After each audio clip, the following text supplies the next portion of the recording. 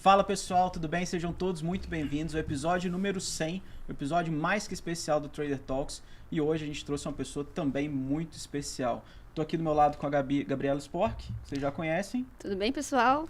E é isso aí, eu brinco que assim, se você é cliente pessoa física do BTG Pactual, você tem muito que agradecer esse convidado que está aqui hoje. Hoje a gente está com o Marcelo Flora, sócio do BTG Pactual e head de plataformas digitais aqui do banco. Flora, muito obrigado, seja muito bem-vindo. Obrigado aí pelo espaço na sua agenda, que eu sei que é corrida. É isso. E prazer. Vamos bater um papo aí. Prazer estar aqui com vocês, obrigado. Legal ver o negócio de vocês crescendo também, fico muito feliz. Eu lembro quando a gente começou o canal do YouTube, se vocês procurarem lá, o canal mais antigo, o vídeo mais antigo, é um vídeo meu em mais ou menos abril ou maio de 2017. E aquilo ali era quase que um pedido encarecido para que o resto do banco ajudasse. Porque naquela época ninguém queria gravar nada. Então a gente desapropriou uma sala de reunião, não tinha esses estúdios, né? Hoje a gente tem, sei lá, acho que 8 estúdios pelo banco. E o primeiro estúdio a gente desapropriou uma sala de reunião lá no Trading Floor, que ninguém usava. Só que aí tinha sala, mas ninguém queria falar. E aí eu gravei o primeiro vídeo do canal do YouTube, um vídeo meio tosco, que era um pedido, era meio que dar o exemplo. Pô, galera, tem que vir aqui falar. Não, e é legal, inclusive... E não podia ser eu toda hora, né? Então... Não, inclusive é legal, porque o canal, o BTG Trader, que é o canal que passa o episódio, você foi um dos promotores ali no início. Quem deu autorização e, pô, hoje o canal tá 260 mil inscritos e tal. Então, é isso aí. As coisas estão indo bem. Flora, a gente sempre gosta de começar, quando traz os convidados, para entender um pouco da linha do tempo ali, né? Cara, como que o mercado entrou na sua vida? Cara, então, na verdade, história longa, eu sempre fui bom aluno de matemática, física, né? E eu não sabia exatamente o que eu ia fazer. Minha família tem uma origem humilde, né, zona da Mata Mineira, né? Parte de imigrantes italianos que chegaram aqui no Brasil e descobriram que iam substituir os escravos. Então a história não é muito bacana não, mas enfim, então origem humilde. Meus pais foram para o Rio de Janeiro, então eu e meus irmãos nascemos no Rio. Então assim, não tinha muito acesso à informação na época, não tinha internet como existe hoje. Então eu para começar fui fazer faculdade de engenharia meio que porque era bom de conta. E aí na faculdade de engenharia eu comecei, né, com a visão de que deveria fazer engenharia de telecomunicações. Eu entrei na faculdade em 1995 e naquela época tinha muita discussão sobre a privatização do sistema Telebrás e tudo. E aí os meus pais, né, enfim, tentando ajudar, tentando fazer o melhor, fizeram o melhor dentro das limitações que eles tinham, né? E aí a sugestão deles foi, faz telecomunicações, esse negócio aí, né, vai ser... É bombar. Enfim. E aí eu entrei na faculdade, então, para fazer telecomunicações. E aí, ao longo da faculdade, eu comecei a ler sobre mercado financeiro. O meu sogro, na época, o pai da minha namorada, na época, virou minha esposa. Eu fiquei casado 15 anos, né, dos 21 aos 36, meu primeiro casamento. E o pai dela chegou a ser presidente da Vale, na época da privatização, trabalhou a vida inteira na Vale do Rio Doce e tal. E ele era um cara que gostava muito de ações, Yassin Mohammed Sleiman, é o nome dele. E tem um carinho muito grande, uma gratidão muito grande também. Ele que falava bastante de mercado financeiro, e aí eu comecei a comprar ação e tudo. E aí uma vez andando pela faculdade eu vi uma palestra do Pactual, do antigo Pactual. Quem deu a palestra foi o Cláudio Prakovnik, que na época é como se fosse o CEO do banco. E o Cláudio, por acaso, ele tinha se formado na mesma universidade que eu, Universidade do Estado do Rio. E aí ele estava lá fazendo uma palestra, né, para recrutar jovens recém-formados ou no último ano de faculdade. E aí eu entrei na palestra, isso deve ter sido em 1996, acho que eu estava no terceiro período. Pra você ter ideia, eu acho que eu estava de bermuda. Tinha uns, sei lá, 19 anos. E aí eu fiquei ouvindo ali a palestra e o Cláudio estava contando da meritocracia, né, do partnership, da possibilidade dos funcionários virarem sócios pela performance, que não precisava ter dinheiro, que o banco financiava e tal, né? E aí aquele negócio foi me encantando, né? Que, pô, você tinha avaliações 360, todo mundo avaliava todo mundo de 6 em 6 meses, e que era pelo resultado do seu trabalho e tal, que as pessoas trabalhavam muito, enfim, mas que, pô, não, né? Você tinha uma possibilidade de crescer muito rápido, enfim. E o Cláudio era jovem, né? Assim, era, sei lá, talvez uns 10 anos no máximo mais velho do que eu. Então eu tinha 19, ele devia ter uns 29. Então, e aí eu fiquei ouvindo aquilo, ele contou um pouco de uns deals high profile que o banco fazia na época. Um era a reestruturação da Mesbla, né? Que era como se fosse a Renner lá atrás. E o outro foi o Pactual tinha assessorado a Lacta na venda para Kraft Foods na época. E aí ele contando dessas histórias e tal, de que, pô... Naquela época já tinha o panfleto do Pactual, que falava que o pessoal distribuía, não tinha uma coisa assim? Quando era para anunciando vaga... Cara, não me lembro, mas tinha nas universidades tinha uns cartazes, até uma comunicação totalmente mesmo, fora do tipo de coisa que a gente faz hoje em dia, né? Sei lá, era um tigre, meio agressivo, assim, enfim. E aí eu fiquei com esse negócio na cabeça, terminou a palestra, eu fui conversar com o Cláudio, falei, pô, e aí, onde é que eu assino aqui? Aí ele olhou pra mim de bermuda, deve ter falado, pô, qual período que você tá? Eu falei, eu tô no terceiro. Ele falou, cara, então, pô, termina a sua faculdade, quando você estiver no último ano de faculdade, aí você procura a gente. Aí eu fiquei meio frustrado, enfim, fui seguir minha vida, fui fazer estágio na Petróleo Ipiranga, né? Eu acabei depois saindo da engenharia de telecomunicações, né? Você fez engenharia, né? Não, fiz economia. Fiz economia, enfim, mas na engenharia, na época, tinha ciclo básico, aí você abria um módulo de engenharia elétrica, depois um módulo de engenharia eletrônica para fazer engenharia de telecomunicações só no último ano da faculdade. E aí era circuitos 1, 2, 3 e 4, antenas e propagação 1, 2, 3 e 4. Aí eu falava, cara, o negócio tá ficando muito específico. Como é que eu vou para um negócio mais genérico, né? Então acabei pedindo transferência, acabei me formando em construção civil. Era a engenharia que tinha mais matéria de administração, economia e tudo. Então acabei me formando em construção civil. E aí entrei aqui no banco, o presidente do banco em 2000 era o Eduardo Plaz, engenheiro civil. Enfim, então, assim, o mercado financeiro entrou na minha vida desse jeito aí, graças ao Cláudio Prakovnik, que sou muito grato a ele, por um lado. Por outro, eu tenho a sensação de que se ele tivesse deixado eu entrar em 1996, a história teria sido ainda melhor. Teria bebido água ainda mais limpa. Mas foi o que foi. Eu costumo ser grato pelo que as pessoas fazem por mim, então sou grato ao Cláudio, já falei isso para ele algumas vezes. E tem uma história bacana do Cláudio, que é o seguinte, eu encontrei ele lá em 1996, né? E aí nunca mais vi. Quando eu entrei no banco em 2000, eu estava fazendo estágio na Petróleo Ipiranga, andando pela faculdade, eu vi um cartaz do Pactual, mandei o currículo e aí, beleza, entrei no banco. O Cláudio não estava mais. Ele acabou saindo do banco, acho que em 98, junto com o Paulo Guedes, o André Jacurski ali.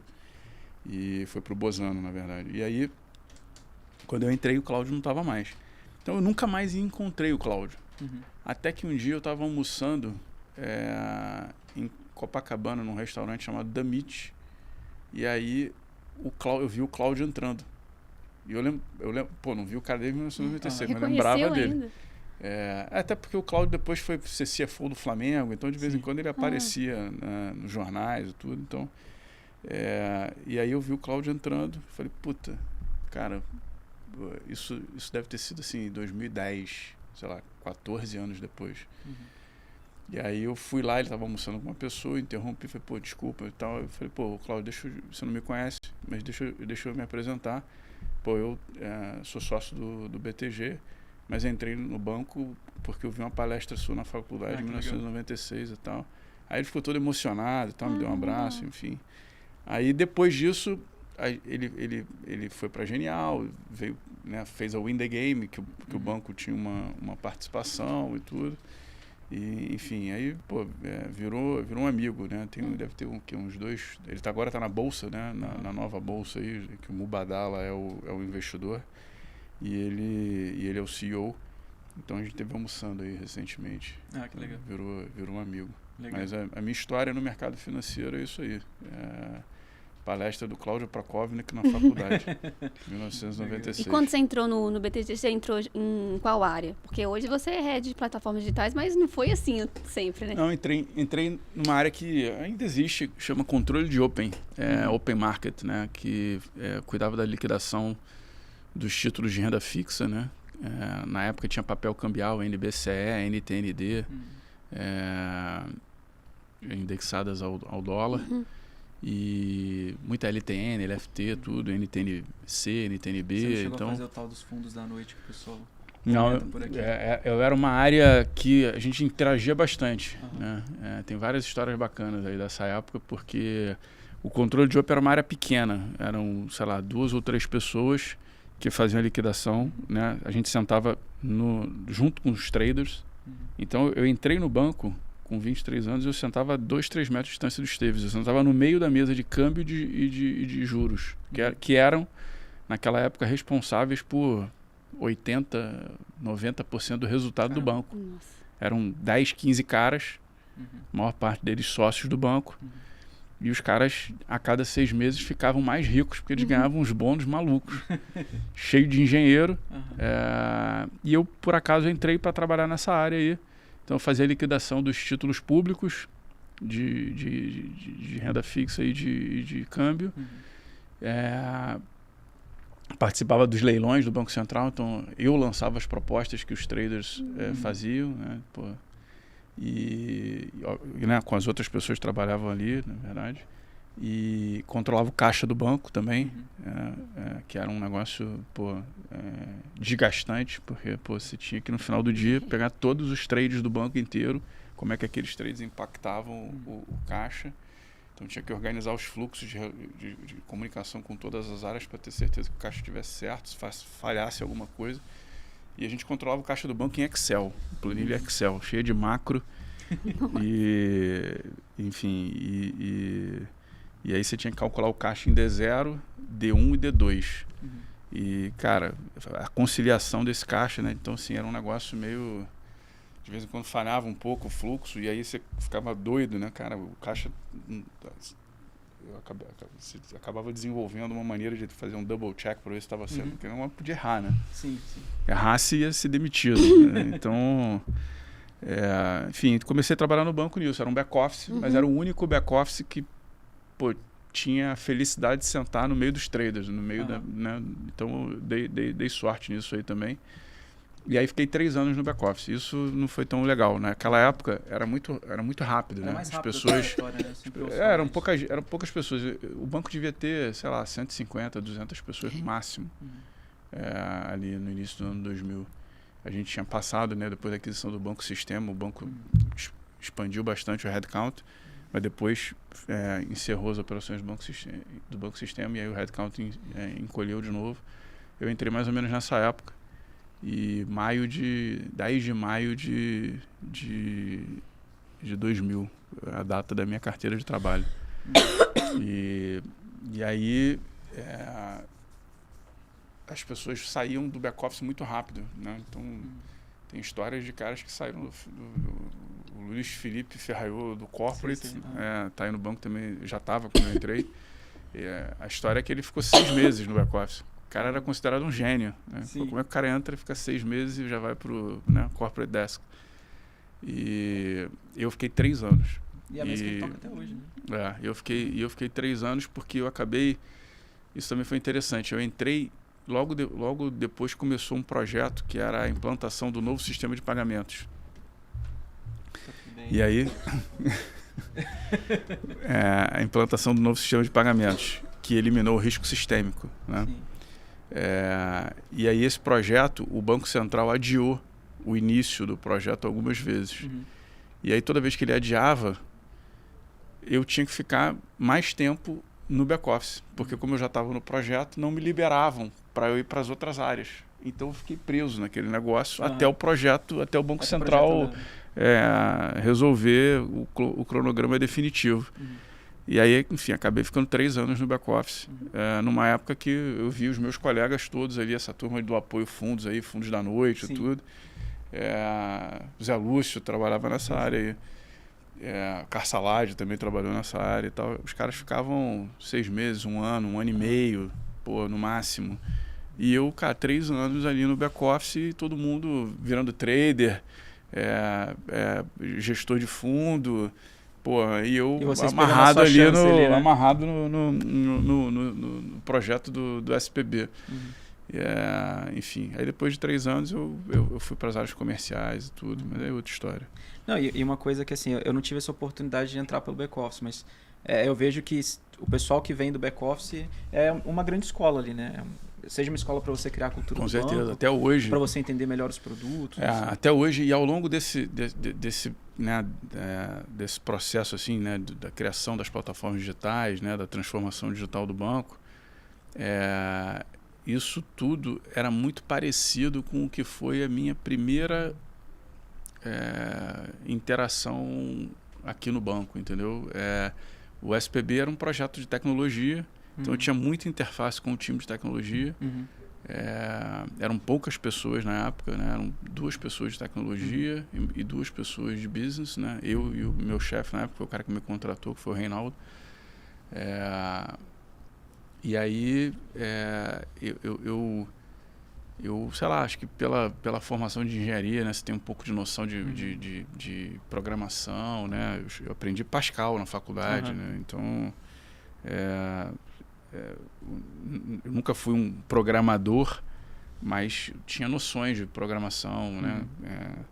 Era muito bom de macro, de Excel e tudo, enfim. E aí eu acho que essas coisas e essa minha experiência com o SPB e os 3 anos de back-office, com muita interação com tecnologia, né? Sempre tentando eliminar as tarefas, vamos dizer assim, repetitivas e de muito risco, né? Tentando implementar soluções de tecnologia que funcionassem melhor em escala, né? Que nos dessem alavancagem operacional, ganhos assim, de né? produtividade. Então, assim, desde a minha entrada no banco, esse sempre foi o meu foco.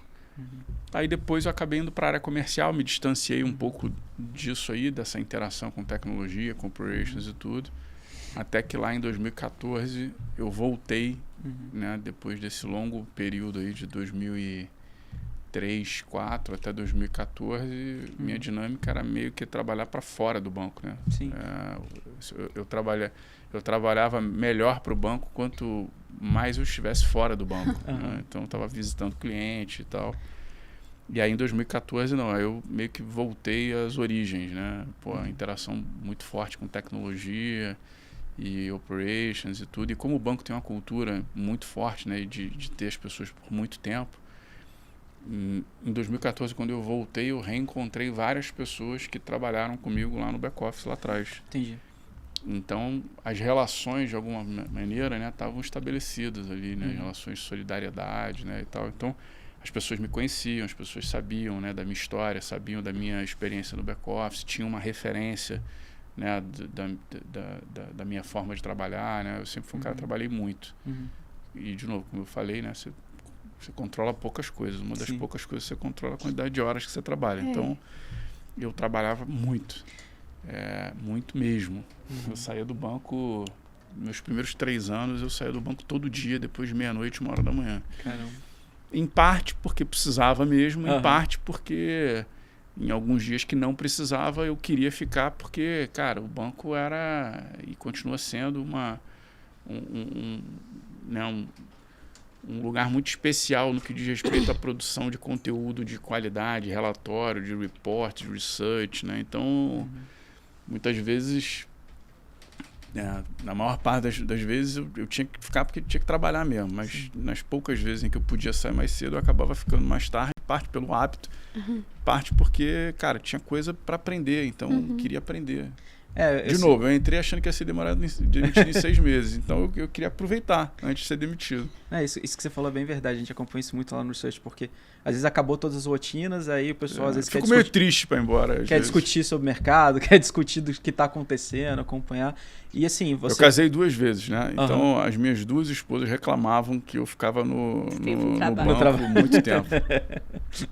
Hoje em dia eu tô tentando me disciplinar, sei lá, sair no máximo 8 horas. Boa. E eu ia te perguntar uma coisa, assim, você fez uma carreira por muito tempo ali na Asset, né? Na parte de distribuição de fundos. Até hoje foi a área que eu trabalhei mais tempo. Então, eu entrei na Asset, quer dizer, na verdade é o seguinte, em 2003, até 2006, a área comercial do banco era meio que, cara, você vendia de tudo. Sim. Então não era Asset efetivamente, Entendi. né? Eu trabalhava na área comercial, mas vendia fundo, vendia CDB, vendia debênture, vendia IPO, eu fiz roadshow para vender o IPO da Natura. Follow-on da CCR. Né? Fui visitar fundo de pensão com o Líbano. O Líbano era o CFO da Latam, da CCR na época, lá no follow-on lá de 2003. A CCR já era empresa listada. Sim. E foi uma das primeiras operações, né, daquele boom de operações de mercado de capitais que veio ali a partir de 2003, 2004. E aí eu vendi um pouco de tudo. Mas tinha um viés grande de asset. Então, assim, dá para considerar que minha experiência em asset começou ali em 2003, 2004 e até 2017 eu atuei na asset. Entendi. Então, foram, sei lá, 14 anos. Dos 25 anos, se eu pegar, foi a área que eu trabalhei mais tempo aqui no banco. E como que foi esse período, assim? Porque é o que você falou, né? Você trabalhava muito para fora, distribuindo esses produtos, né? Eu lembro que pelas conversas que a gente já teve, você defendia muito a questão de ser ter uma plataforma mais aberta, uma coisa assim. Quais eram os desafios assim dessa época? Cara, na verdade, o que aconteceu? Depois que o Luiz César saiu do banco, né, ali em 99, já tinha o Paulo Guedes e o André Jacuzzi já tinham saído. A gente veio ali na década de 90, teve até o livro do banco, conta um pouco dessas histórias aí, mas o César tinha um desejo muito forte de ir para o varejo, né? Queria comprar o BCN, fala isso tudo no livro, né? Acabou comprando o Banco Sistema. E o Paulo Guedes e o André Jacuzzi tinham uma visão de fazer do banco uma JGP, né? uma gestora, né? Que era o Pactual na época. Sim. E tinha um terceiro grupo que foi o que prevaleceu, né? Porque o Paulo Guedes e o André Jacuzzi que saíram, o César depois saiu, né? Muito porque o Banco Sistema também não deu certo, né? Que era um banco de crédito e de varejo que fazia leasing de celular, para você ter ideia, imagina. E aí essas coisas não deram certo e, enfim, a partir de 2000, quando o Esteves, Salute, Calim, enfim, né? O Gilberto Sayão na época, assumiram o banco, que eram os caras mais jovens, bem mais jovens, né? A diferença deles para o Paulo Guedes, para o César, era muito maior do que deles para mim, por exemplo, né? O Esteves é mais velho do que eu, sei lá, 8 anos. Entendi. E por isso é que eu fico chateado com o Cláudio Prakovnik, que se eu tivesse entrado em 96, as coisas seriam diferentes. Terceira geração de sócio ali, né? Mas, enfim, quando eles assumiram o banco ali em 2000, a visão deles era, cara, nós vamos crescer como um banco de investimento, um full-fledged investment bank, com asset management, investment bank, wealth management, uma espécie de Goldman Sachs no Brasil, muito inspirado não só no modelo de partnership da Goldman, mas também na maneira que a Goldman atuava. E, vamos esquecer esse negócio de varejo aqui, isso não é pra gente. E aí, a partir daí, o banco trilhou, com muito sucesso, um caminho fantástico, né? Até a venda para o BS em 2006 por 3,1 bi de dólar. O que, de novo, me faz lembrar do Cláudio Prakovnik. Eu não participei dessa farra dos 3,1 bi de dólar, porque eu não fui sócio do antigo Pactual, porque eu entrei no banco em 2000. Sim. Se eu tivesse entrado em 96, se o Cláudio tivesse deixado, de repente eu teria participado dessa festa. Mas... Você se tornou sócio quando? Enfim. Eu virei sócio em 2009, porque entrei em 2000, 2006 acabou o partnership, porque 7, 8 e 9 era o UBS, era todo mundo executivo, não tinha sócio. Aí em 2009, quando a gente voltou para o partnership, eu virei associado. Nesse período do UBS Pactual, você continuou fazendo o que você fazia antes ou mudou? Na verdade, porque muita gente mudou, nesse né, período de 2006, 2007 até 2009, foi quando eu fiquei 100% dedicado a asset. Porque dentro da dinâmica do UBS, você tinha uma segregação muito clara entre as áreas, né? Você não tinha esse negócio do cara que faz tudo, né?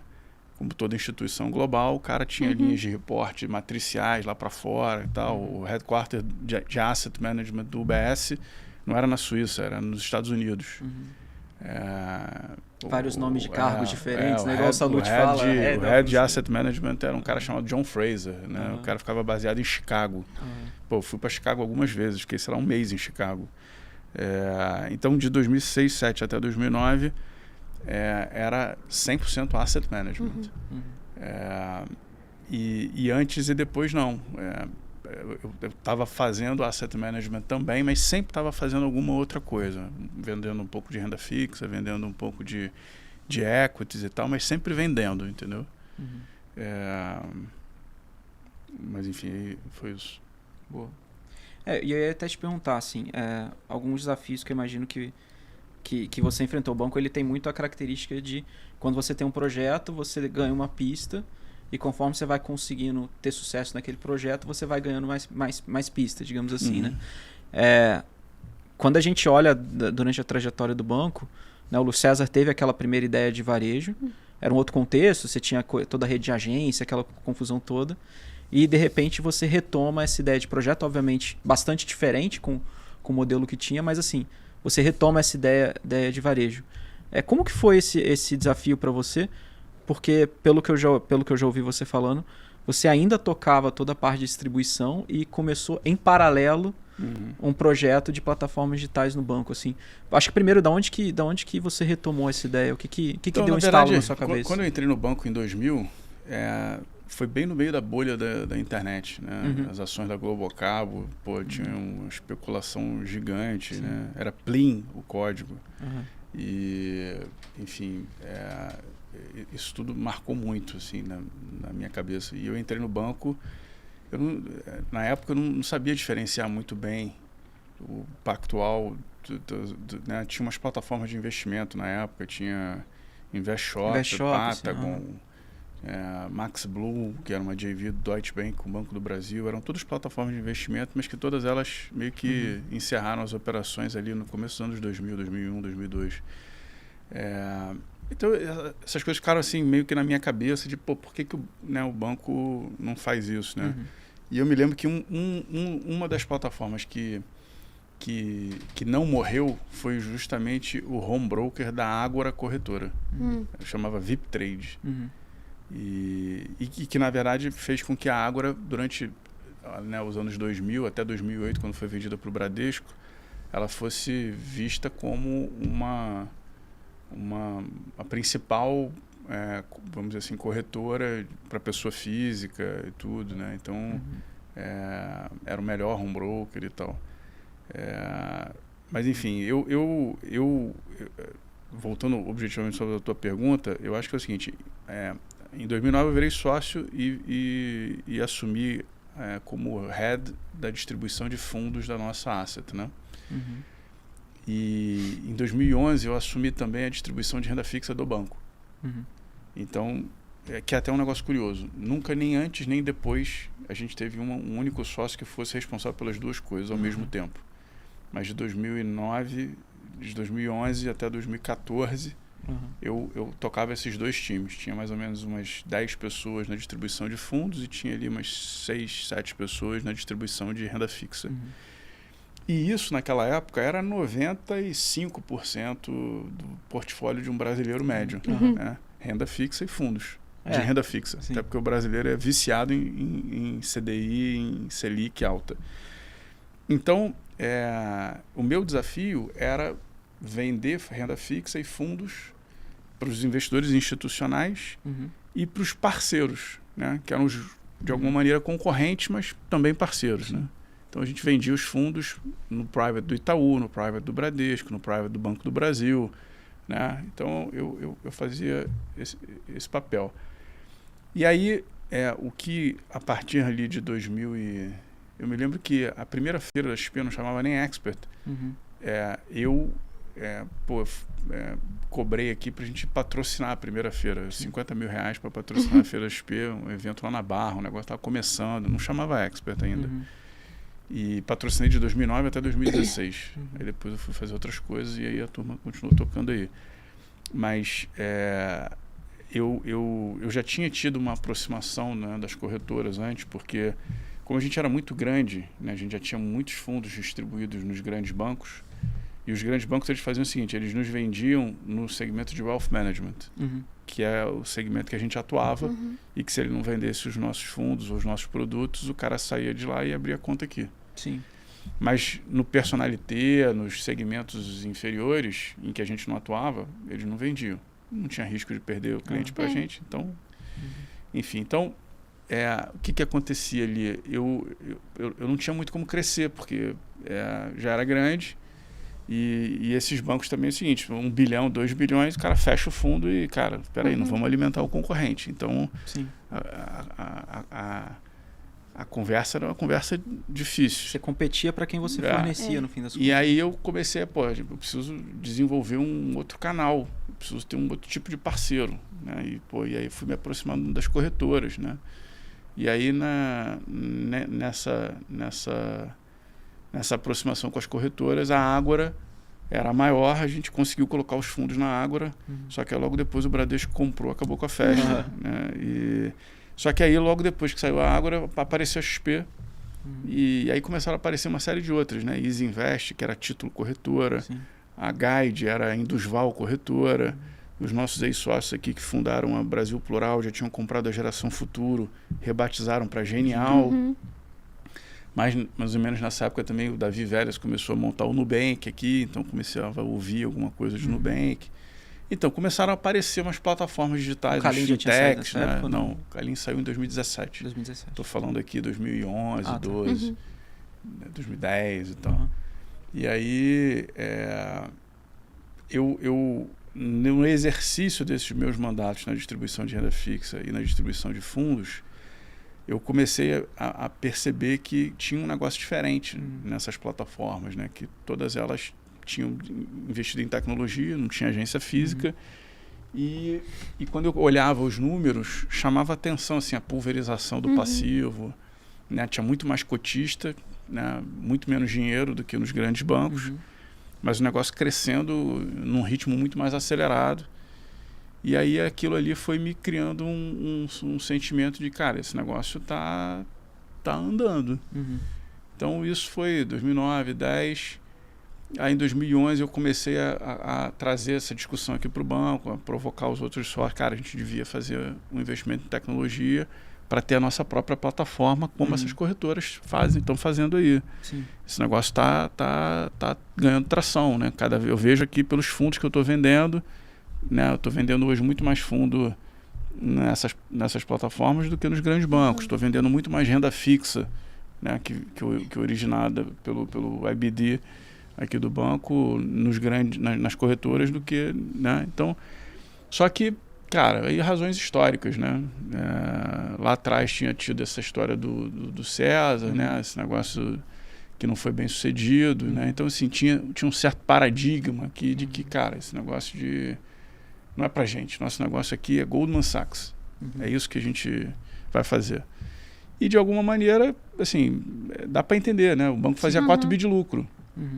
Principal banco de investimento, né, do Brasil, da América Latina. Pô, para que a gente... Né? Eu brinco que o banco ele foi vítima do próprio sucesso. A gente foi tão bem sucedido, né, nessa etapa aí como banco de investimento, né, com baixíssimo investimento em tecnologia, que não precisava. E de alguma maneira, né, parte do nosso sucesso, como nesse período, se devia justamente a essa capacidade de customizar soluções, entendeu? Como era tudo em planilha, cara, você faz do jeito que o cliente quer. A escala não necessariamente era uma preocupação. Nada é impossível. Porque no limite, cara, a gente vai lá e faz do jeito que o cliente quer. E isso para um cliente institucional, para uma família bilionária, é música para os ouvidos. O cara... Então, assim, um dos fatores de diferenciação nosso ao longo desse período era exatamente a capacidade de adaptar e customizar as soluções de acordo com o que o cliente queria. E disso também uma agilidade muito grande, né? Porque os outros bancos eram engessados, né? Um monte de sistema, um monte de coisa, um monte de regra e tal, horário, não tem que ter autorização. Aqui a gente conseguia fazer tudo muito rápido. E a gente não fazia investimento em tecnologia, né, relevante. Então, a grande dúvida naquela época era essa. Pô, mas para que a gente vai fazer assim, investir esse caminhão de dinheiro em tecnologia? Não estou entendendo. Entendi, interessante. E aí, então, 2011, 12, 13 foram anos em que eu fazia a discussão, trazia o tema. Plantava sementinha. Mas a turma não tinha muito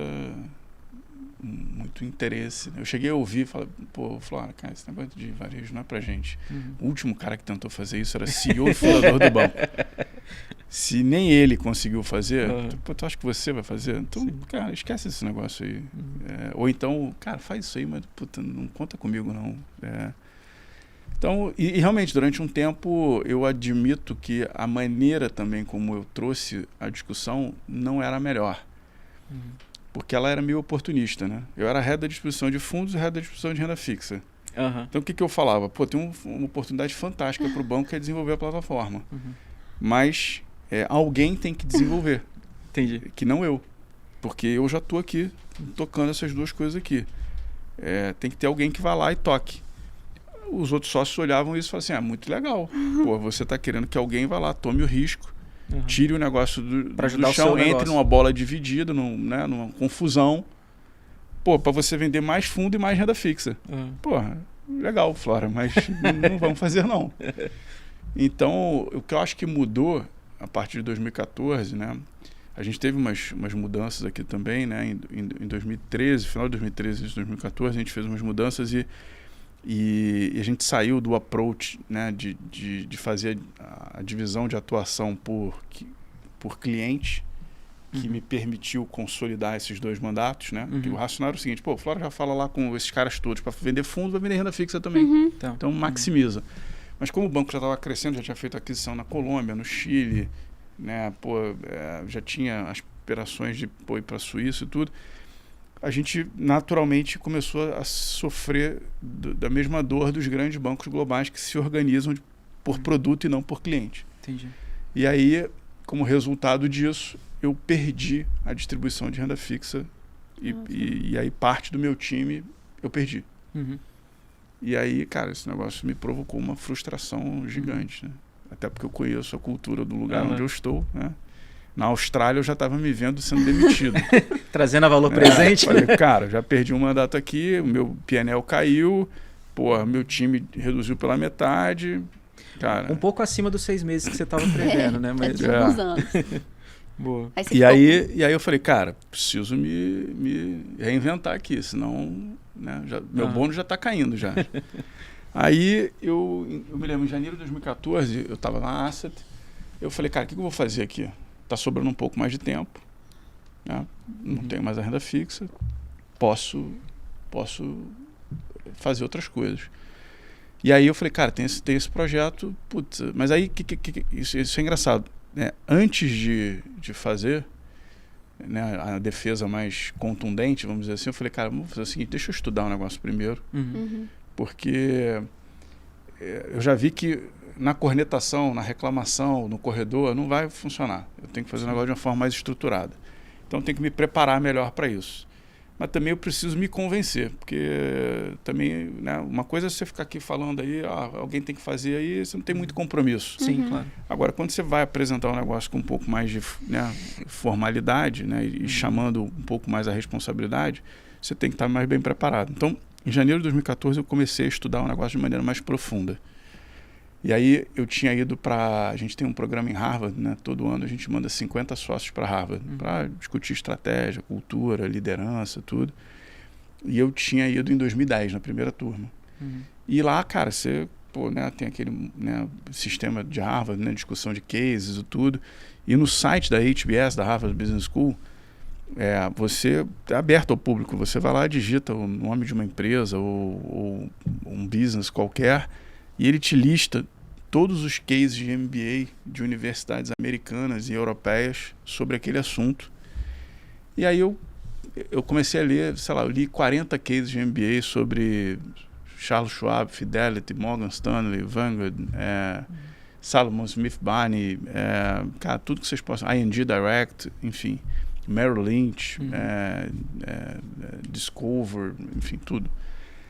E tentando construir a minha confiança de que, será que aquele negócio, né? Porque, de alguma maneira, também uma das coisas que também me atormentava bastante na época e que tinha um risco, né? Que InvestShop, Patagon, Max Blue tinham tentado fazer isso no final dos anos 90, quando eu estava entrando no banco e esse negócio não deu certo. Por que agora daria? Só porque eu né, tem alguma coisa... Então, eu preciso entender esse negócio. Então, eu primeiro entendi a maneira como esse negócio aconteceu nos Estados Unidos, né? E aí eu fui... Né, a Fidelity, até a década de 70, era um asset manager. A partir da década de 70, com financial deepening americano, eles começaram a se tornar uma plataforma de investimentos. A Charles Schwab era uma corretora telefone.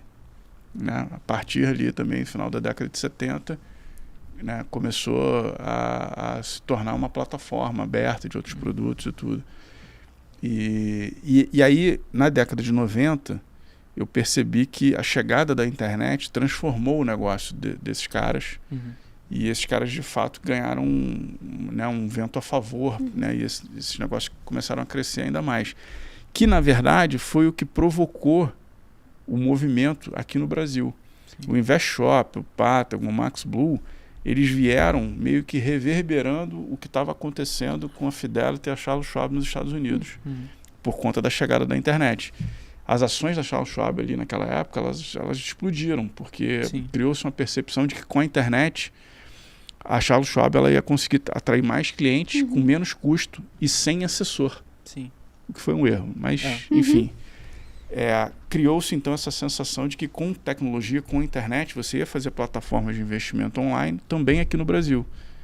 Um erro, né? E aí eu estudei esse negócio todo e também cheguei à conclusão de que uma das pré-condições do financial deepening americano foi a redução da taxa de juros, que na época nos Estados Unidos chegava quase a 20%, e um trend de queda de juros de várias décadas que alimentou esse crescimento. Sim. E aqui no Brasil, primeiro que a chegada da internet ela não foi suficiente para vencer a barreira, porque imagina, na década de 90, você preenchia um formulário de abertura de conta, tinha que imprimir, assinar, mandar xerox da sua identidade pelo correio, cara, né? Sim. A Charles Schwab e a Fidelity, eles já tinham aberto as contas, eles já tinham os clientes. A internet chegou barateando, mas não, né? E a outra coisa é que lá você tinha o juro muito baixo, que faz o cliente sentir a sensação do dinheiro queimando na mão e o cliente é empurrado a buscar uma melhor forma de fazer o seu dinheiro render. Coisa que aqui na década de 90 no Brasil não existia, né? O primeiro governo Lula, o juro era 26. Sim. No final da década de 90, o Fernando Henrique puxou o juro para 49,5. Sim. Então, você não tinha nem tecnologia e nem um ambiente de taxa de juros que fosse favorável para isso. E aí, diferentemente do que estava acontecendo em 2014. Em 2014, a gente vinha ali de uma redução de taxa de juros, que não foi tão, vamos dizer assim, saudável assim, né? Sim. Foi meio na marra, né? O juro chegou a 7,25, mas a gente começou para os nossos padrões, né? Cara, né? Então você teve um primeiro movimento ali. E aí eu fiquei 6 meses, de janeiro de 2014 até junho, julho de 2014, só lendo, só estudando sobre esses assuntos todos e construindo a minha confiança, montando um business plan, fazendo um negócio direito, né? Com início, meio e fim, coisa direita. E aí quando terminei o material, Thiago Lima, que trabalha hoje na Asset, ele hoje tem a posição de Head de Distribuição de Fundos que eu tinha lá em 2014. Eu contratei o Thiago Lima do back-office aqui em 2012 ou 2013. E ele me ajudou a montar esse business plan tudo. Hoje é sócio do banco e tem essa posição de Head da Distribuição de Fundos. E aí eu em julho peguei o material impresso, a apresentação que a gente tinha montado. Eu e o Thiago Lima, era meio part-time job, a gente, né, fazia essa apresentação nos finais de semana, depois das 6 horas da tarde e tal. E aí eu entreguei para o Salute era o CEO do banco na época, e ele controlava a pauta do comitê. A gente tem um comitê até hoje, um comitê que chama Comitê de Partnership, que se reúne toda terça-feira, reúne os 25 principais sócios do banco. Eu não fazia parte desse comitê, era um sócio pequeno e era associado na época, na verdade. E aí entreguei para o Salute e falei, cara, eu queria defender esse projeto aqui no comitê do banco. O banco é um ambiente aberto ao empreendedorismo, à inovação. Eu já estou falando disso já tem um tempo, mas agora eu preparei um material, tem toda a argumentação aqui, todos os pontos de defesa e tal. Estou muito convencido do negócio. Acho que vai ser muito bom para o banco. Queria defender esse projeto aqui. Desculpa te interromper. Uma coisa que eu já ouvi você falando que é legal, que eu lembro já você falando que você testou a cultura do banco. Nisso aí, né? Como que foi isso? Isso. Eu já vinha falando do negócio de 2011, 12, 13 e não andava. Né? O banco se orgulha de dizer que sua cultura é uma cultura, né, baseada em bom senso, ditadura do argumento, né? Um ambiente aberto ao empreendedorismo, inovação. Pô, vamos ver. Tá aqui o material. Antes você podia dizer que não tinha material, conversa de corredor, você estava querendo que alguém fizesse. Não, agora sou eu que quero fazer, tá aqui, fiz o dever de casa, estudei. E aí? Tem que deixar, né? Aí Ou então foi. muda o discurso. Como não dá para mudar o discurso, então tem que deixar. E aí entrou na pauta do comitê e aí levou um tempo para ser chamado, né?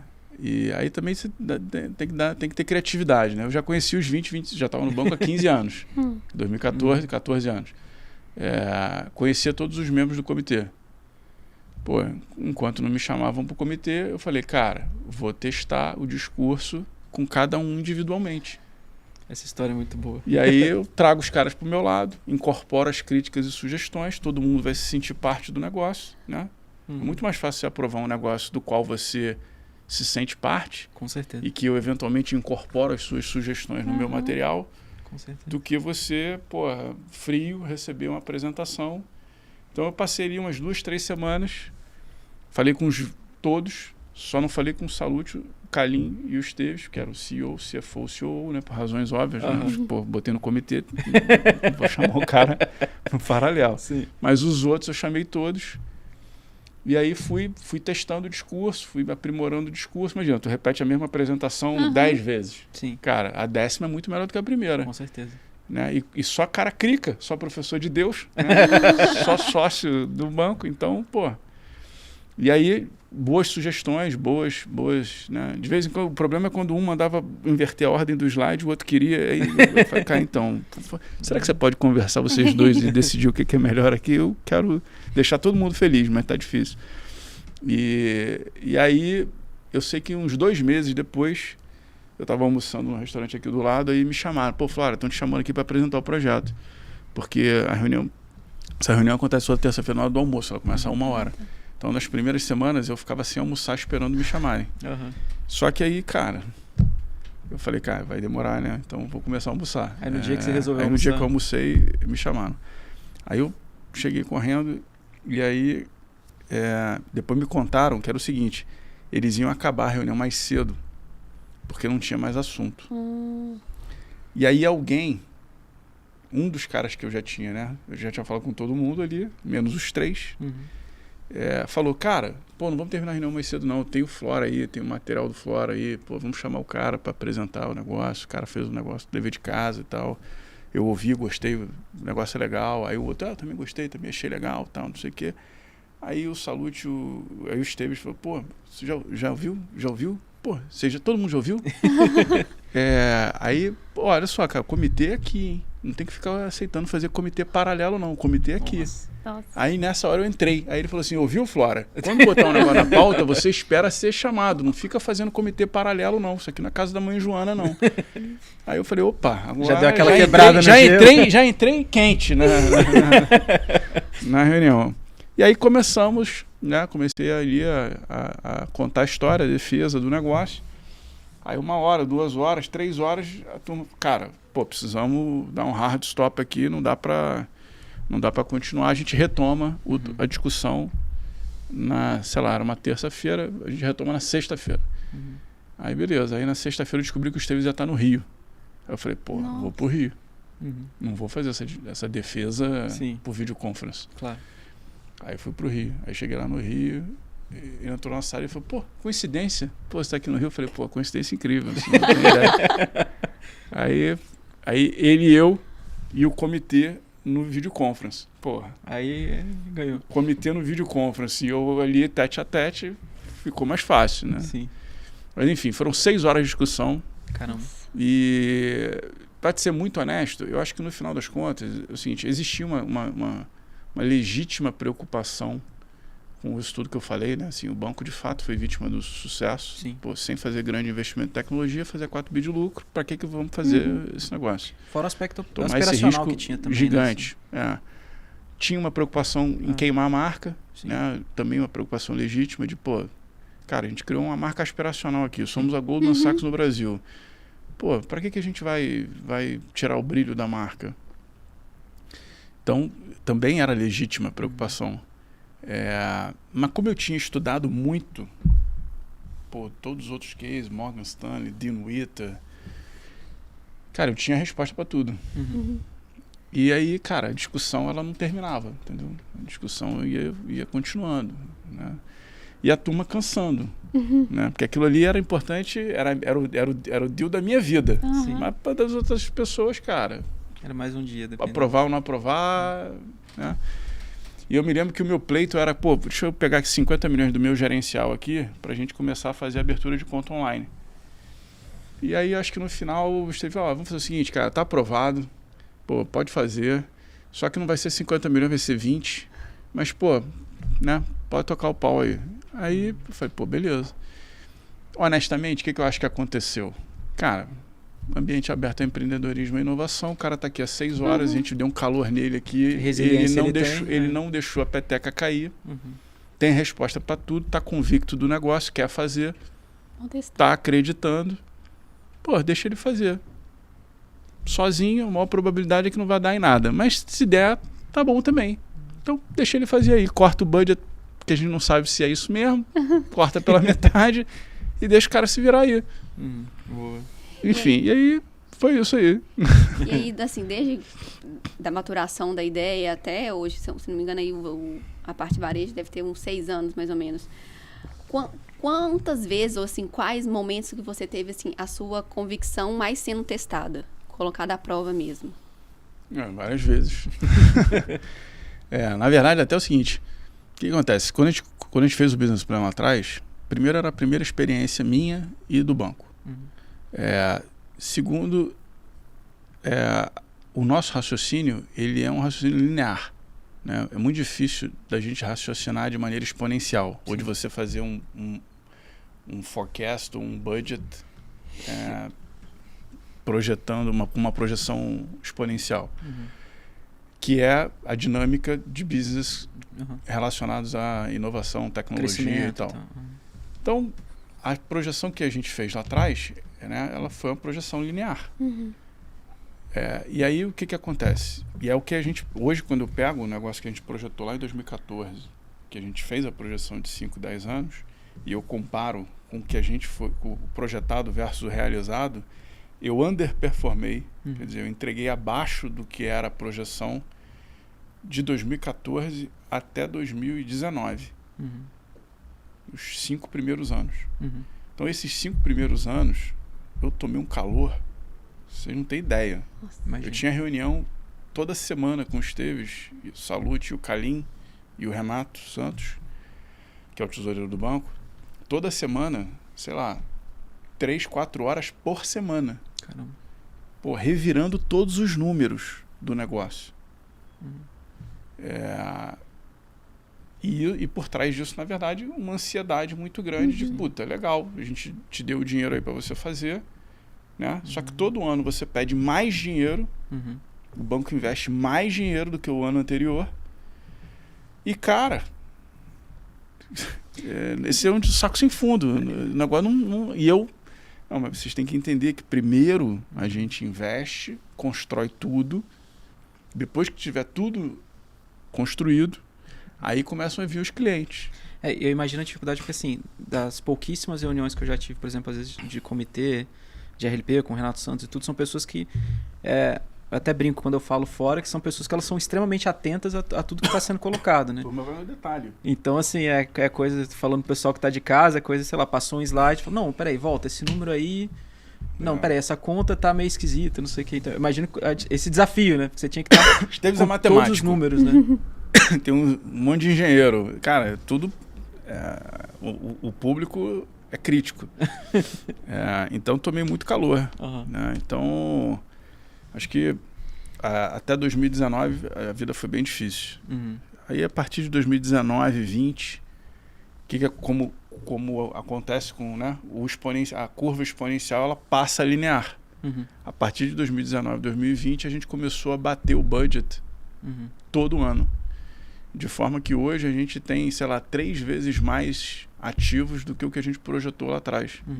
Então a gente passou de passagem, entendeu? O problema, e essa era uma da minha principal angústia depois que o projeto foi aprovado. A minha principal angústia era exatamente essa. Era, cara, esse negócio ele tem um potencial de ser transformacional para o banco. Como de fato eu acho que foi. Né? Quando você pega aqueles follow-ons todos que a gente fez ali de 2019 até 2022, né? A gente emitiu 10 bilhões de reais. Foram 4 ofertas de mais ou menos 3 bi cada uma. 2 bi 600 uma, 3 bi outra e tal. A gente emitiu ação a R$46, depois a gente emitiu a 70 e poucos reais, depois a 90 e poucos reais, depois a 122 reais. Aí a gente fez um split, né? E a ação hoje está no all-time high a 42, o que daria 160, quase 170 reais. Né? E muito desse, né, o patrimônio do banco saiu de, sei lá, 20, 30 para 30, 40. Bi só com esses aumentos de capital e depois os lucros que a gente, né, o banco aqui é fácil o resultado, né? Você pega o patrimônio do ano anterior, pega o lucro do ano corrente, é o patrimônio do ano seguinte. Não tem conversa, aqui não tem fluff, não tem lucro artificial. Ele vai aumentando o patrimônio. Então o patrimônio do banco hoje é 60 bi. Lá em 2018 era 20. Sim. Uma coisa que é interessante, né? Eu tô para completar esses 5 anos aí. A Gabi chegou agora, tá com 2 meses. E até aquele negócio que você falou de oportunidade, né? O Lucas Claro me deu oportunidade lá atrás, me deu essa grande oportunidade assim. E não é porque você tá aqui na frente não, mas uma coisa que eu sempre converso com a Gabi e com o pessoal que tá chegando é que, obviamente, todas as áreas do banco são bem estabelecidas, mas na minha opinião, eu acho que essa parte digital, varejo, é onde realmente tem o grande upside de carreira no banco. Eu acho que é onde tá a grande oportunidade daquelas que daqui a 10, 15 anos as pessoas vão olhar para trás e falar, pô, o pessoal que estava ali no início se deu bem, teve uma oportunidade de ouro, assim. Nessa parte de carreira, como que você enxerga isso, assim? Você concorda com isso? Você também tem essa visão ou não? Concordo. E, na verdade, cara, tem um pouco esse sentimento que eu mesmo tenho, né? E outros têm, de, puta, eu devia ter entrado antes. Mas o Esteves também teve esse sentimento. Isso acontece recorrentemente na história do banco. E, na verdade, o que acontece é o seguinte, como o crescimento do banco é muito forte, a próxima geração é sempre a geração que vai... até porque uma das decisões acertadas aqui foi a maneira como a gente fez, estruturou o partnership depois da abertura de capital. Os sócios, eles não têm ações listadas. Né? Então... as ações listadas, elas tradam a múltiplo. E negocia book value. Né? O banco vale 150 bi.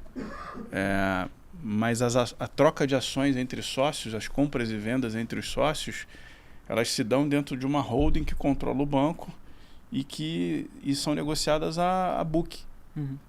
Né? Então você está aqui comprando e vendendo ações a book, que é 60 bi, mas de um negócio que você sabe que o preço de tela é 150 bi. Sim. Então você tá preservando esse valor para o futuro, para quem tiver aqui lá na frente.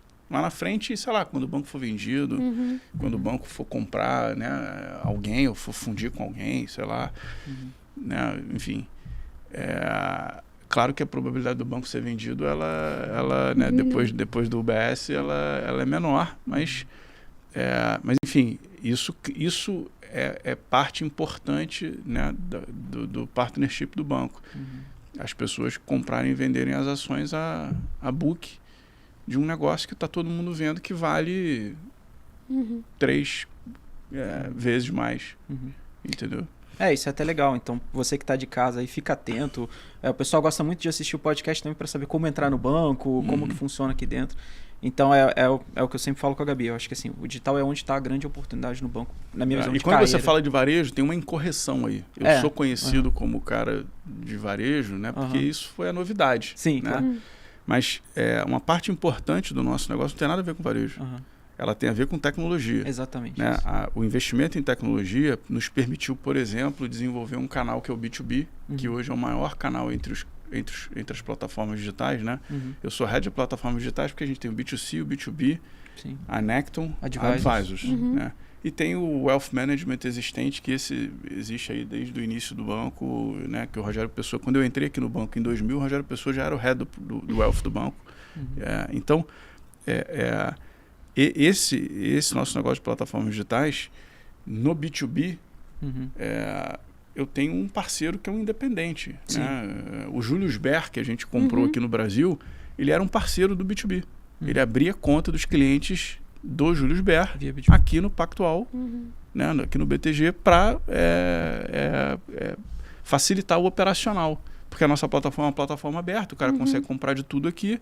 Então, e tem outros bancos que fazem a mesma coisa, outros multifamily offices que fazem a mesma coisa. Clientes bilionários que têm dinheiro, conta aberta no BTG Pactual através do B2B.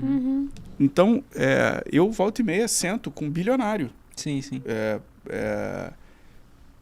Normalmente através de um parceiro. De um parceiro, né?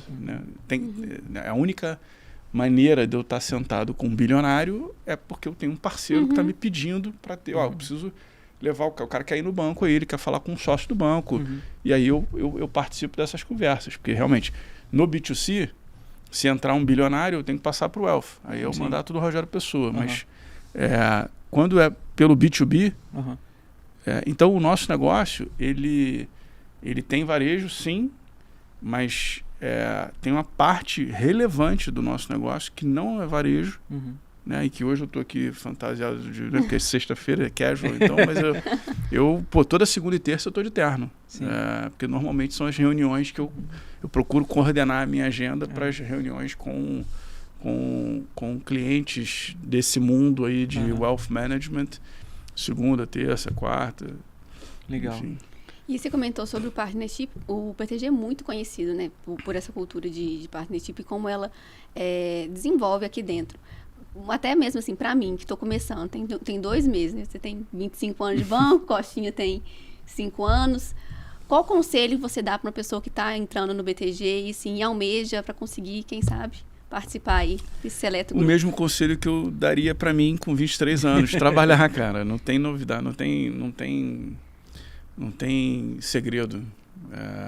E é o seguinte, às vezes as pessoas ali no dia a dia têm a sensação de que ninguém está vendo. Estão vendo. Tem uma história interessante, em 2008, no meio da crise, a gente era o UBS Pactual, imagina. Né? O UBS estava quebrando na Suíça e a gente tinha uma grande parceria com o Citibank. Aliás, uma parceria bacana, porque ela começou no final dos anos 90, na distribuição de fundos. A gente chegou a ter mais de 10 bilhões de reais de dinheiro de clientes do Citibank aqui no Brasil, investidos nos fundos, né, nossos. E aí, em 2008, a pessoa que cuidava dessa parceria com o Citibank era uma menina que ia sair de licença maternidade. E aí, o chefe da área na época, que era o CEO da Asset, ele me chamou para conversar e falou, cara, então, eu preciso te falar que essa pessoa vai sair de licença e eu preciso da tua ajuda, porque a gente está tendo muito resgate no Citibank. De novo, imagina, o Citibank quebrando nos Estados Unidos, o UBS quebrando na Suíça e a gente com 10 bilhões de reais aqui lá. Estava relativamente bem. Mas tinha resgate todo dia. E aí ele falou, cara, eu preciso de alguém sênior para me ajudar nisso aqui e queria saber se você tem interesse em assumir esse negócio. Aí eu falei, cara, conta comigo, né? Ele falou, se eu não puder contar contigo, eu vou ter que contratar alguém. Eu falei, não, beleza, conta comigo. E falei para ele, a única coisa que eu queria é que, cara, assim, né, eu vou viver 6 meses de inferno aqui, eu tô entrando no meio do olho do furacão aqui, confusão. Mas daqui até 6 meses a menina vai voltar, vai assumir a posição de volta, né? Enfim, e eu, né, só queria que você lembrasse disso. Soubesse disso, né? Em algum momento lá na frente. Aí ele falou, não, deixa eu te falar, eu acho até que a gente vai ter um problema, porque, Flora, a gente já trabalha junto há um tempo e, cara, eu tenho a sensação de que a gente poderia fazer mais nessa área e eu acho que, tem a turma ali, podia fazer diferente e tudo. E eu vejo, cara, que você trabalha em média 4 horas por dia a mais do que o resto do time. Aí eu falei, finalmente alguém viu. Eu já estava fazendo isso devia ter uns 10 anos. Eu chegava no banco às 8, 8h30, antes de todo mundo, e ia embora 10h30. Né? Então, você acha que as pessoas não estão vendo? As pessoas estão vendo. Entendeu? Então, o conselho que eu tenho para dar, cara, de novo, você controla poucas coisas. Uma das poucas coisas que você controla, né? É que nem custo e receita. Receita você não controla. Sim. Receita você espera que seja a maior possível. Você reza para que ela seja a maior possível. Né? Obviamente, você trabalha e tudo, mas você não controla. Você não quer, vamos reduzir a receita aqui um pouquinho. Não, você quer sempre que ela seja maior. O que você controla, de fato, é o custo. Sim. Então, esse é o que você, de fato, controla. A receita você não controla, você quer que ela seja a maior possível. E aqui é a mesma coisa, você tem um monte de variáveis aqui. Inteligência emocional, tem relacionamento interpessoal, tem um monte de skills aqui. Mas você não controla nada em nenhum deles. Você não controla como é que o teu colega te recebe, você não controla. A única coisa que você controla é a quantidade de horas que você trabalha. E, obviamente, eu não estou fazendo apologia para ninguém trabalhar além do que pode. As pessoas têm que tem autoconhecimento, né? As pessoas têm que ir naquilo que faz sentido para elas, aquilo que elas, aquilo que dá para fazer. Né? Não é para ninguém vir para cá, ficar aqui, pular pela janela, pelo amor de Deus. Né? Não é para isso. E o mais importante foi o que eu brinquei no começo. Eu entrei aqui, não sabia nada, olhei para um lado, olhei para o outro, cara, tinha um monte de cara fera, muito mais bem formado do que eu, com mestrado, doutorado, experiência fora, MBA fora. Eu não sabia nem o que era CDI, eu ficava constrangido. Então eu falei, cara, eu vou ser demitido. Mas tudo bem. Eu vou fazer a minha parte. Fazer valer, né? Eu vou fazer o máximo que eu posso. Eu não vou conseguir. Depois que eu for demitido, eu até vou fazer o MBA para ficar igual a eles, mas enquanto eu estou aqui, eu não consigo fazer as duas coisas. Então, eu vou fazer o que dá. Então, eu vou trabalhar. E, cara, não é diferente da história do Salute, da história do... O Salute entrou aqui como summer job. O Esteves entrou aqui, cara, área de tecnologia. Os caras trabalharam pra caramba. Não tem segredo. Então, eu acho que o lado bom é isso, é que a cultura do banco, ela premia exatamente isso.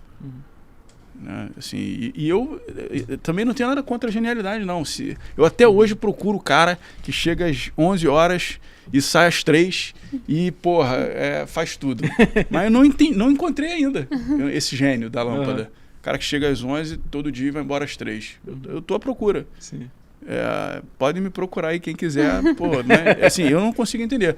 Esse cara versus um cara que chega às 8 e vai embora às 10. Sim.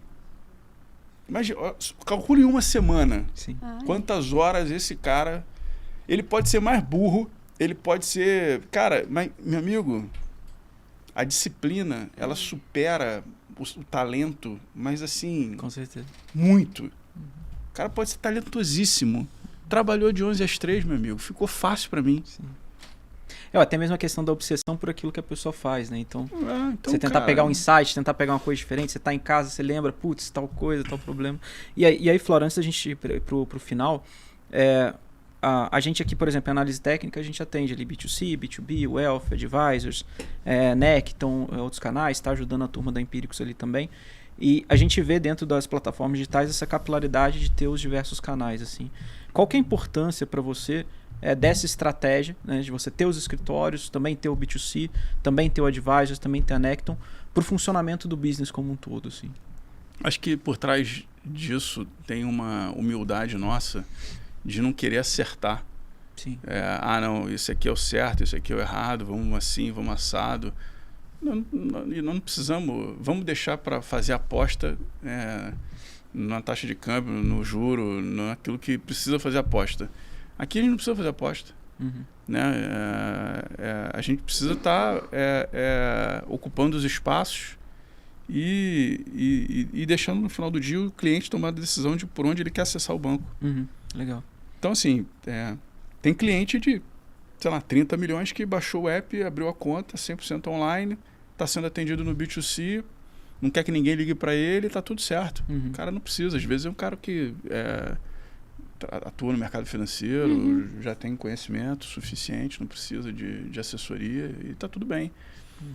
Vai ter cliente que ele quer ser atendido no wealth management, ele quer ser atendido por um cara que vai visitar ele na casa dele, entendeu? Que vai visitar ele na empresa dele. Quer ser atendido por uma pessoa mais sofisticada e tal. Beleza, a gente também tem. Tem gente muito boa aqui no wealth do banco que vai conseguir te dar essa experiência, entendeu? E tem todas as outras variações de cinza no meio, entendeu? Tem o B2B, cara, o cara é um independente, é empreendedor. Sim. Esse cara ele tem que colocar o interesse do cliente dele acima de qualquer coisa. O negócio dele depende disso. Né? Então, e ele tem a liberdade para tocar o negócio de acordo com a visão dele, com a estratégia dele. Então, a EQI tem uma estratégia diferente da Lifetime. Sim. Né? São 2 escritórios, né? A EQI agora virou uma corretora, né? A Lifetime é uma assessoria de investimentos e uma gestora. Mas, enfim, tem visões diferentes. Né? O Fernando Catsons, que é o CEO da Lifetime, tem uma visão diferente do Juliano, que é o CEO da EQI. E a gente tem 49% das duas. E está tudo certo. E, enfim. E são 200 escritórios, né, parceiros, fora os multifamily office, correspondentes bancários, correspondentes cambiais, consultores CVM e tudo. Né? Você estava falando hoje mais cedo do vídeo que a gente fez com o Primo Rico. Aí o Primo Rico veio aí. Tem uma consultoria chamada Portfel. Cara, é um outro modelo de negócio. Aquisição de cliente online. O cara traz cliente lá do canal. O cara tem 9 milhões de seguidores. Mas, enfim. Então, a gente não precisa acertar, né, ou ter a arrogância de querer dizer, não, esse aqui é o caminho certo. Ou virar para o meu parceiro e falar, não, você tem que fazer isso aqui. Ele não tem que fazer nada. Para começar, que ele não é funcionário, ele é empreendedor. Ele tem que fazer aquilo que ele acha que é o caminho dele. E eu tenho que fazer a minha parte, que é de suportá-lo. E, obviamente, vamos ter uma interação. Quarta-feira eu vou almoçar com o Catsons. Né? Ontem eu estava trocando mensagem com o Juliano da EQI. Tudo que a gente puder fazer para ajudar os nossos parceiros a eles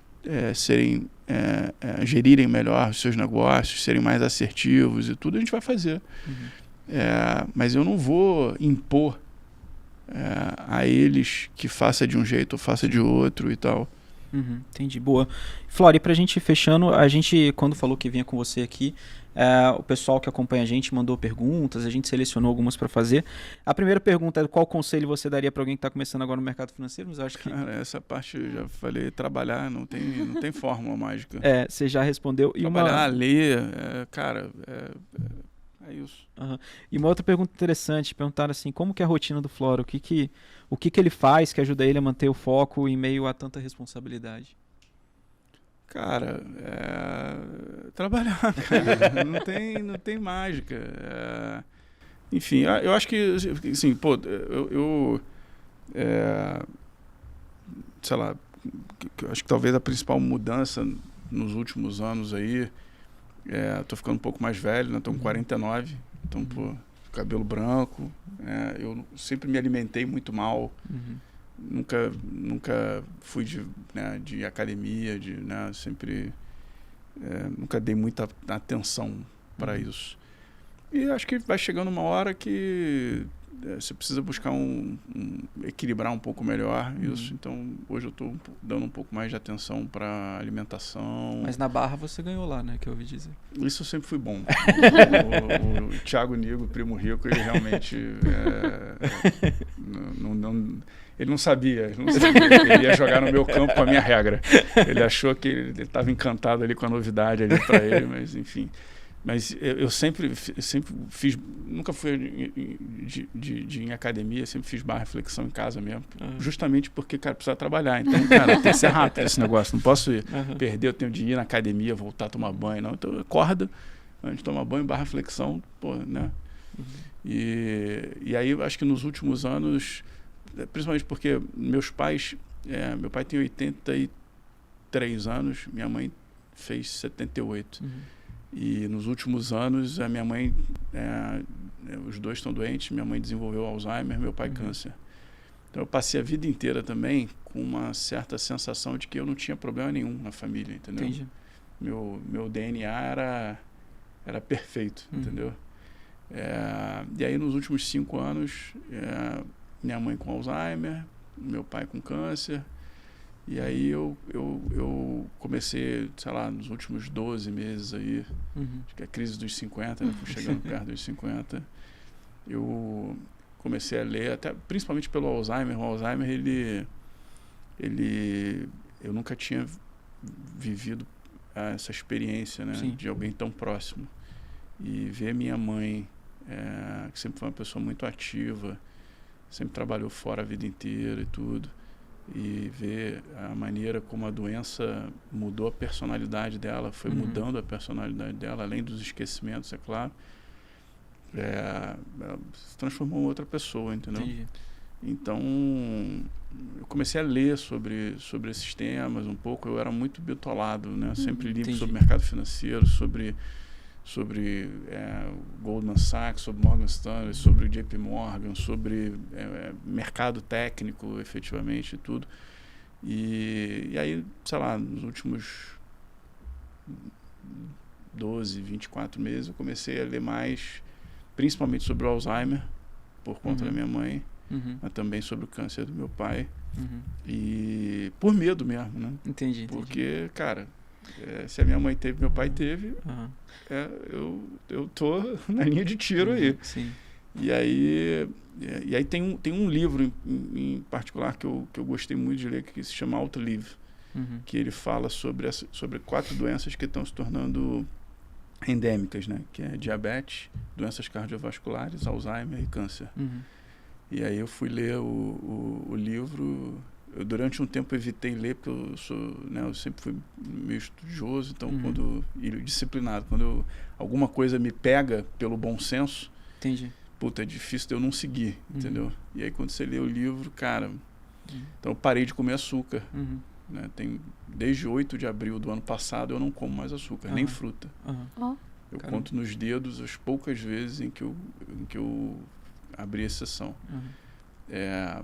Eu nunca fui muito de beber, reduzi ainda mais. Então, assim, é raro eu tomar uma taça de vinho. Eu vi que você estava lendo o Simon Sinek também, né? Eu gosto bastante de ler.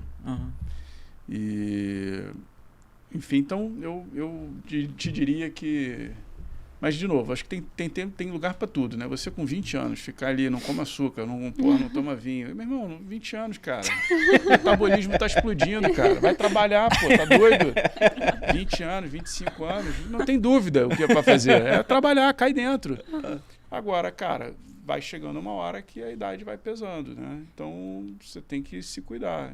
Então, eu hoje dou um pouco de atenção para isso, mas continuo vendo o banco todo dia. Sim. Tô aqui, não tem home office aqui, né? Então, pô, tô aí não saio 10h30 da noite, mas, pô, né, tenho procurado, pô... Né, mas também não sai 5 horas da tarde. 9 às 8 e tal, né? Enfim, então, é isso. Boa, Gabi, a última pergunta das indicações. Livros, músicas e filmes que o Flora indica. Normalmente a gente faz uma última pergunta sobre livros, músicas e filmes que você tem para indicar. Pode falar mais de um. Livros eu já falei esses aí. Ó, tem os livros da Goldman, né? Tem The Culture of Success, tem o The Partnership. São 2 livros sobre a história da Goldman. Tem o House of Morgan, conta a história do JP Morgan. Tem um livro chamado Blood Mutiny, que é sobre o Morgan Stanley. Tem o Autoliv, que é um livro que esse eu recomendo para quem tem mais de 45. Para quem tem menos de 45 não precisa ler, não. Ler os outros. Enfim, tem um monte de livro aí. De vez em quando eu posto uns livros que eu leio. Eu gosto de história também. Tem 2 livros de história que eu li que eu gostei bastante. Um que conta a história das navegações portuguesas e ao longo da costa da África até chegarem às Índias, né? O primeiro império global foi português e depois um livro que conta a história da conquista espanhola na América. Né? Os 2 livros têm o mesmo nome, Colonizadores. São 2 livros que eu gostei bastante de ler. Eu gosto bastante de história. E músicas e filmes, tem algum que você indica? Música eu gosto de tudo. Eu sou um carioca diferente. Eu gosto de sertanejo, gosto de hip hop, gosto de reggae, gosto de rock. Gosto de música boa, não interessa música clássica. Gosto de qualquer algum último música. Filme que você indica? Filme... Cara, tem os filmes de mercado que são legais, né? O filme lá do cara que quebrou o Barings. Tem o acho que é Margin Call, o nome desse filme. Tem o Lobo de Wall Street, é um filme interessante de ver. Acho que muito caricato e muito distante do que é o mercado brasileiro, mas retrata ali uma década de 80 ali nos Estados Unidos e tudo. É interessante. Tem o como é que é? Em português é Em Busca da Felicidade, que é um filme do Will Smith, que é bacana. Sim. Também é um cara que trabalhou na Dean Witter, inclusive. Chris Gardner. Enfim, tem um monte de livro legal, um monte de filme legal. Boa. É isso aí, Flora. Cara, muito obrigado pelo seu tempo aí, por esse bate-papo. Acho que trouxe várias lições muito, muito legais. Acho que não só para quem está assistindo, mas para a gente também que está aqui no dia a dia. Assim, eu acho que a gente não precisa falar, mas que você é uma grande inspiração para muita gente, para a gente também aqui. Tem gente mais bem sucedida do que eu aí no banco. E quem sabe, né, um dia a gente chega aí nesses 25 anos também. Não, com certeza, vamos chegar assim. Obrigado. E é isso, cara. Nada resiste ao trabalho, turma. Então essa é a mensagem final do Flora para vocês. Pessoal, muito obrigado. Se você gostou desse podcast, eu peço que você deixe seu like. Comenta aí qual que é a parte que você achou mais interessante. E também não se esqueça de seguir a gente nas redes sociais. @LucasCostaT, o @BTG Pactual. Tem o canal também aqui do BTG Trader. Gabi, em breve terá aí também um Instagram para você seguir. E Flora, você é ativo por lá também. Se você quiser deixar o seu Instagram aí, pessoal acompanhar. Qual que é o seu @? Marcelo.flora. No Instagram. Exatamente. Obrigado, Flora, mais uma vez. Beleza. Valeu, obrigado, gente. Pessoal. Tchau, tchau. Falou, tchau, valeu.